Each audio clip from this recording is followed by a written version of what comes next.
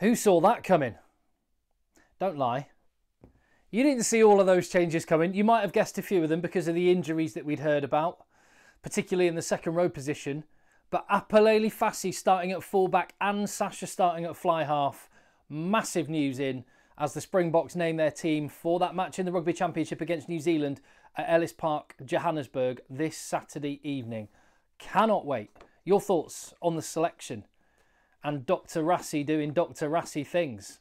Lots to talk about on this one. Your comments down below, please. Thank you very much. Hit subscribe on the channel. Give the video a thumbs up. And make sure you hit subscribe, actually, because this is my last day in England before I fly back out to South Africa to go and witness these matches. The matches between the two biggest rivals in our sport. I was there at the Rugby World Cup final, and that was amazing. But I wanted to witness this in the home country of one of these teams to get a real feel for what this fixture means. And we're going to have some fireworks because I've talked about Apalele Fassi and Sasha Feinberg and Ngomazulu. Look at that back line. Wheels. There is gas to burn. Rassie Erasmus, is this an evolution of the way that the Springboks are playing?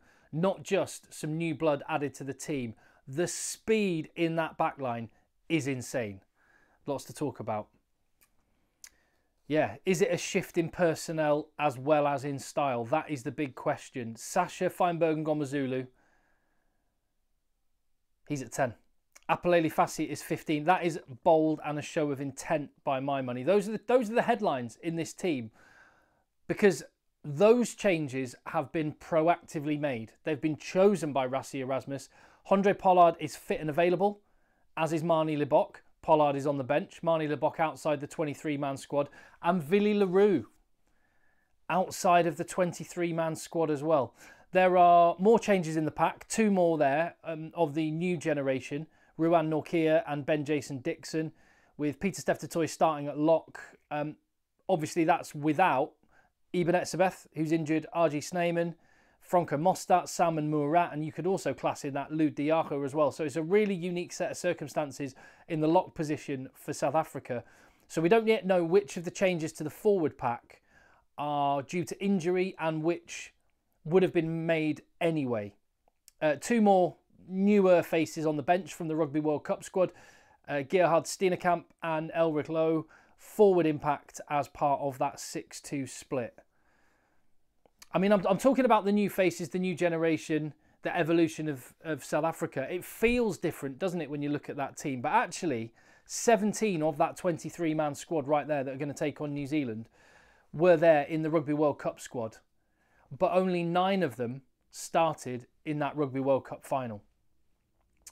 Before I go through position by position, what are the other big stories here? Yeah, no replacement locks on the bench.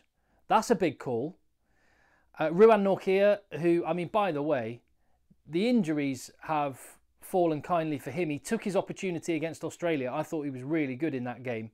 What an opportunity he has now got. The good thing for South Africa, and I think part of the thinking here, is that both Ruan Nortje and Pieter-Steph du Toit have demonstrated for club and country that they have got a full 80-minute performance in them if and when needed. They've got massive engines, so they will keep going. Should there be an injury, however, Ben Jason Dixon can slot in that position, and Elric Lowe as well, at a push, could play lock. One person who might be looking at this thinking, if he'd had an opportunity before now, Ruan Venter might have been the ideal man to have had on the bench because he would cover the whole back five of the scrum. But there you go. It's just South Africa have got loads of options. And I guess it is a freak situation with the second rows, isn't it? Like I say, it will be very interesting, especially depending on how this weekend goes, to see what the selection calls are in future. Because this is an opportunity for Ben Jason Dixon to nudge one of the locks out of the starting team and have Pieter-Steph du Toit more permanently at second row. And I suppose Ruan Nortje has got the chance to climb the pecking order with RG Snyman and Salman Murat and other players looking on. He's got a massive opportunity here. But that 10 to 15, that 10 and 15 combination, that is the most surprising and interesting selection of all in this team, isn't it? So let me give you this situation. You've got Sasha Feinberg and Ngomazulu, Handré Pollard. We can mention Marnie Le Bocq as well, but let's just keep it with Sasha and Handré for a second. and you've got Apalele Fassi and Willy le Roux. This is where it's bold and exciting for the box, because my guess would have been, at a minimum, you would have one experienced hand, and to use the Afrikaans lingo, an uncle in the pair. You would have had one person who has kind of been there, done that. I've got this, especially against the All Blacks. So that's why I would have thought it would have been Handré Pollard starting at 10. And if you were going to have someone in, either Sacha at 15 or Apalele Fassi at 15. So there's one experienced hand there. Or you have two experienced hands and you have the new young guns on the bench. So Handré Pollard and Willy le Roux. The one that I would have thought would have been the least predictable option is the one that Rassie Erasmus has gone for. The two young guns. The two explosive and exciting and talents that are newer in the case of Apalele Fassi to international rugby, without the caps or experience of massive matches under their belt. Well, they're going to be a lot more experienced come Saturday night. And this is so exciting to watch. It could backfire. It's a bold selection. And I think it's a show of intent from Rassie Erasmus and Tony Brown. And I think this is probably the clearest sign yet that there is a slight departure from where the Boks have been, and it's been very, very successful for them, and where they're going with 2027 in mind. I thought I'm not going to call it an overhaul, because like I said, 17 of the players in the 23 are from the World Cup squad. It's not an overhaul from the World Cup, and actually the changes might not show themselves. It's not going to be all crazy running rugby. But I thought significant changes like this 10-15 combination, I thought it might gradually come in, and you might see Apalele Fassi and Sacha as the 10-15 in another year's time after they've both been eased into the setup. For the two big decision-making positions in that back line, kind of the spine of the team, to be these young guns and exciting talents, that's a bold call. I guess what you can say is, because I've already mentioned, there's so many guys there that have won 2 World Cups, or the last World Cup in October last year. Look at the rest of the back line and the experience that is surrounding those two. It should be doable. So just to run through the team position by position, the front row picks itself, doesn't it? Oxenche, Bongi Mbonambi, Frans Malherbe. I mean, 1A and 1B with your hookers. Bongi Mbonambi, so consistent. And Malcolm Marx is, I would argue the better player if you had to just pick one. But the fact they've got both, they can use them for very specific roles.